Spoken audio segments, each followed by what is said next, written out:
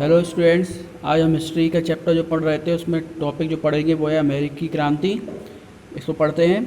18वीं शताब्दी के उत्तरार्ध में, यानी कि 18वीं शताब्दी चल रही थी, उसके मध्य में अमेरिकी क्रांति का राजनीतिक आंदोलन था। राजनीतिक आंदोलन मतलब क्या था कि वहाँ पर राजनीतिक जो दल थे उनके खिलाफ आंदोलन था वो, जिनमें 13 उपनिवेशों ने ब्रिटेनी साम्राज्य से आज़ाद होकर संयुक्त राज्य अमेरिका नामक एक नया देश बनाया। यानी कि उसमें 13 जो उपनिवेशित देश थे, ठीक है, उन्होंने क्या किया, ब्रिटिश सरकार थी उनसे आज़ाद होकर एक नया राष्ट्र बनाया, उसका नाम था संयुक्त राज्य अमेरिका। ठीक है। इस काल में 1775 से 1783 के मध्य उपनिवेशों ने बगावत की और ब्रिटिश के विरुद्ध अमेरिकी क्रांति नामक युद्ध लड़ा।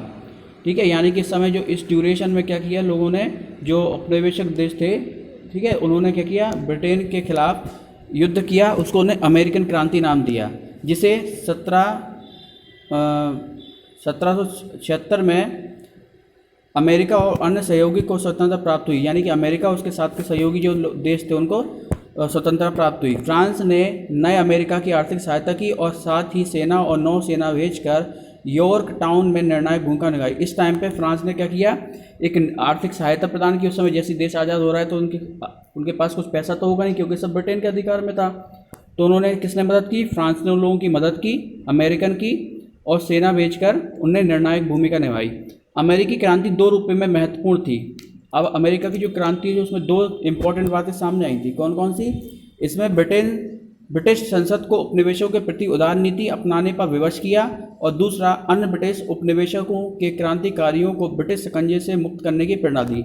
यानी कि जो ब्रिटिश सरकार जो थी वो क्या थी, अन्य देशों के प्रति उदार नीति मतलब पहले वो बहुत कठोर थे, वो चाहते थे कि कठोर नीति ना अपनाकर नॉर्मल नीति अपनाएं, उनको सहायता करें, उनको सम्मान दें, उस चीज़ के लिए उनकी बात भी सुनी जाए।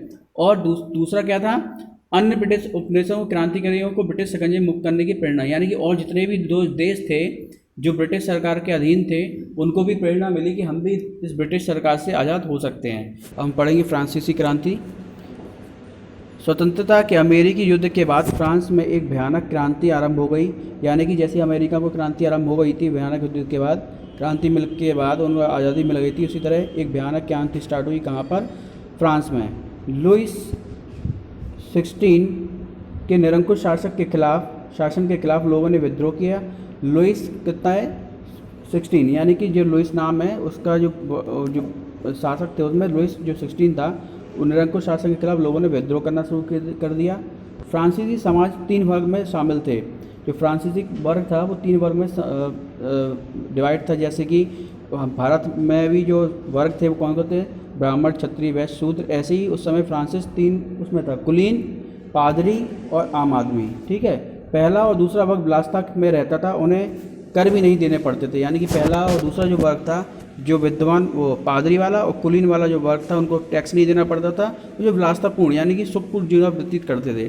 फ्रांस में अधिकांश जनता जो तीसरे वर्ग से संबंधित थी, इसे लेकर गुस्से में थी, और इसी वजह से जो फ्रांस की जनता थी वो क्या थी? गुस्से में थी। तीसरे वर्ग के कुछ नेताओं ने स्वयं को राष्ट्रीय असेंबली घोषित किया। थर्ड वर्ग के जो लोग थे उन्होंने एक राष्ट्रीय असेंबली को घोषित कर दिया, और क्रांतिकारियों ने राजा के विरुद्ध विद्रोह कर दिया, और इन सब लोगों ने मिलकर राजा के खिलाफ क्या किया? विद्रोह करना शुरू कर दिया। उन्होंने एक किला था जिसमें क्या था, जिसमें विशेषकर राजनीतिक बंदी बनाए जाते थे, पर आक्रमण कर बंदियों को छुड़ा लिया। और उन्होंने क्या किया? आक्रमण करके बंदियों को छुड़वा लिया। यही से उस फ्रांस की क्रांति की शुरुआत माना जाता है। ठीक है।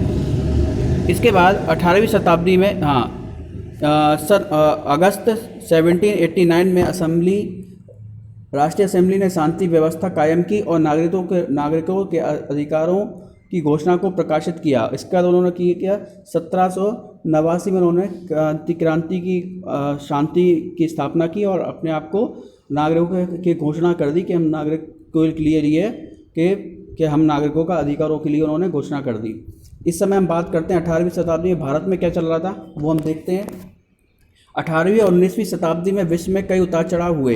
भारत में से अछूता नहीं रहा। यानी कि 18वीं शताब्दी में पूरे विश्व में उतार चढ़ाव चल रहे थे, भारत भी इससे अछूता नहीं था। भारत में भी कुछ न कुछ गतिविधियां चल रही थी। मुगल साम्राज्य नष्ट हो चुका था, मुगल साम्राज्य था वो पूरी तरह से नष्ट हो चुका था। इस कई छोटे छोटे राज्यों का उदय हुआ और जो आपस में लड़ते रहते थे। इसके बाद कई छोटे छोटे राज्यों का उदय हुआ जो क्या करते आपस में लड़ते रहते थे। इससे व्यापार में आई यूरोपियन कंपनियों को बहुत लाभ हुआ। 18वीं शताब्दी के मध्य Mughal Maratha East India Company राजनीतिक अधिकार के लिए मुख्य दावेदार हो गए। यानी कि उस समय जो आपस में जो लड़ते रहते थे उस समय इसमें 3 वर्ग हो गए, एक था मुगल साम्राज्य, मराठा और ईस्ट इंडिया कंपनी। तीनों ही क्या थे, मुख्य दावेदार थे, अपने आप को स्थापित करना चाहते थे भारत में। 18वीं शताब्दी के अंत में कंपनी की विजय हुई और भारत का बहुत बड़ा भाग उपनिवेश बन गया। यानी कि उस समय भारत की में जो आपसी मतभेद के कारण फिर अंग्रेजों ने शासन कर लिया और विदेशी उपनिवेश यानी कि विदेशी कंपनियों ने अपनी कॉलोनियाँ बना ली, यहाँ पे अस्थायी रूप से या स्थायी रूप से कह सकते हैं अपना शासन करना शुरू कर दिया। ब्रिटेन ने यहाँ बहुत बड़ा साम्राज्य बनाया, ऐसी आर्थिक नीतियाँ अपनाई कि भारत का व्यापार उद्योग विनाश की कगार पर पहुँच गया और इस तरह से उन्होंने साम्राज्य बनाया कि भारत की चीज़ों को अपने स्थापित कर दिया। भारत में कुछ भी ऐसा नहीं रहा जिससे उसकी तरक्की हो सके। भारतीय वस्त्र विदेशियों में बहुत मांग थी, फिर निर्यात पर अंकुश लगा दिया गया। यानी कि भारतीय जो वस्त्र थे उनकी विदेशों में बहुत मांग थी, तो भारतीय लोगों के लिए निर्यात करने पर अंकुश लगा दिए, जबकि अंग्रेज खुद उस चीज़ का व्यापार करते थे। कारीगरों की दशा बहुत दयनीय थी, कृषि को भी बहुत बड़ा झटका लगा। केवल नकदी फसलें उगाने को ही प्रोत्साहन दिया गया, यानी कि जिसमें तुरंत के तुरंत पैसा मिल जाए उन्हीं फसलों को उगाने का ही केवल को प्रोत्साहन दिया गया। इसके अलावा कोई और फसल के लिए प्रोत्साहन नहीं दिया गया। भारतीयों पर करों और राजस्व का बड़ा भारी बोझ लाद दिया गया, उन पर बहुत ज़्यादा कर लगाया गया, राजस्व लगाया गया। राष्ट्रवाद और ज्ञान ने भारतीय लोगों को शाही शासन के खिलाफ खड़े होने के लिए प्रेरित किया। लंबे संघर्ष के बाद 1947 में भारत स्वतंत्र हुआ और यही सब रीजन थे जिस वजह से क्या हुआ, भारतीय लोगों को उन्होंने क्या किया, प्रोत्साहित किया कि हमें अंग्रेज़ों से आज़ादी चाहिए। इसी सब से मिलके 1947 में भारत आज़ाद हुआ। नेक्स्ट पॉइंट आता है हमारा आधुनिक भारत के इतिहास के स्रोत, यानी कि जो हमारा आधुनिक भारत है उसका जो इतिहास है, क्या क्या चीज़ें हुई, कैसे हुई, उसके बारे में देखते हैं। आधुनिक भारत के इतिहास के कई स्रोत हैं। ये स्रोत दो भागों में बांटे जा सकते हैं, प्राथमिक स्रोत और द्वितीयक स्रोत। प्राथमिक स्रोत में क्या आता है, प्राथमिक स्रोत में वास्तविक सरकारी अभिलेख, प्रपत्र, उस समय प्रकाशित पुस्तकें, चित्रकारी, स्मारक और अन्य पुरातात्विक अवशेष होते हैं। यानी कि जो प्राथमिक स्रोत है उसमें क्या क्या चीज़ मानी गई है, वास्तविक सरकारी, यानी कि यही सरकार के जो हैं प्रपत्र हुए, उस समय की पुस्तकें, चित्रकारी, ये हुए हैं। इनमें से बहुत से स्रोत भारत और लंदन के अभिलेखागार, संग्रहालय और पुस्तकों में सुरक्षित है। इनमें से जो स्रोत हैं वो कहाँ 2 जगह के संग्रहालय में सुरक्षित हैं, भारत के कुछ संग्रहालय में और कुछ अंग्रेजों में लंदन में सम्मिलित हैं। ब्रिटिश राज्य में पुस्तकें अलग अलग विषयों में जैसे कि अभियांत्रिकी, चिकित्सा, कला और साहित्य आदि पर प्रकाशित होती थी। ब्रिटिश राज्य में पुस्तकें जो थी वो सब्जेक्ट वाइज अलग अलग, जैसे अभियांत्रिकी, चिकित्सा की अलग पुस्तकें होती, कला की अलग पुस्तकें होती, साहित्य की अलग अलग पुस्तकें होती थी, इस तरह प्रकाशित होती थी। ये पुस्तकें उस काल में इन क्षेत्रों में हुए विकास को दर्शाती हैं।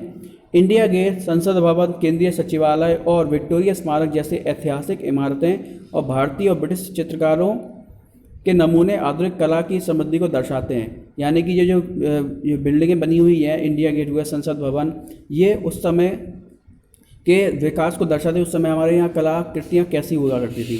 द्वितीयक स्रोत में जो द्वितीयक स्रोत हैं उसमें क्या आता है, द्वारा प्राथमिक स्रोतों के अध्ययन के बाद किए गए कार्य और पुस्तकें सम्मिलित होती हैं। यानी कि द्वितीयक स्रोत में इतिहासकारों ने प्रारंभिक स्रोत थे उन पर जो कार्य हुए, उसके बाद जो चीज़ें निकल के आई हैं उनको हम द्वितीयक स्रोत बोलते हैं। ये आलेख, सर्वे, समीक्षा, स्मरण, जहाज के लिट्ठे, घोषणा पत्र, सरकारी अज्ञप्ति आदि के रूप में हो सकते हैं और बाद में इनसे द्वितीयक स्रोत बनाए गए इतिहास के बारे में।